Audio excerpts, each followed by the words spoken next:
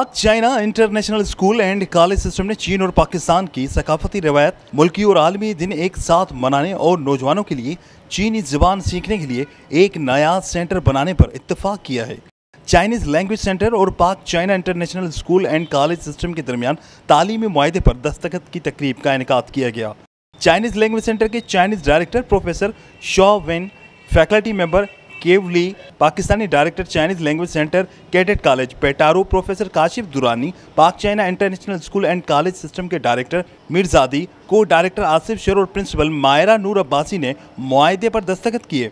तकरीब में स्कूल के बच्चों ने मुख्तलिफ टैबलोस और किंगफू का शानदार मुजाहरा किया। तकरीब से खिताब और साफियों से गुफ्तगू करते हुए प्रोफेसर शॉवियान, प्रोफेसर काशिफ दुरानी, आसिफ शर और मायरा नूर अब्बासी ने कहा कि चाइनीज़ लैंग्वेज सेंटर और पाक चाइना इंटरनेशनल में होने वाले मुआहदे के मुताबिक चीनी ज़बान की चीनी फैकल्टी पाक China international school and college system में बच्चों को चीनी ज़बान सिखाई जाएगी और ख़ुद चीनी ज़बान का टेस्ट बैनुल-अक़वामी मयार के मुताबिक लेगी।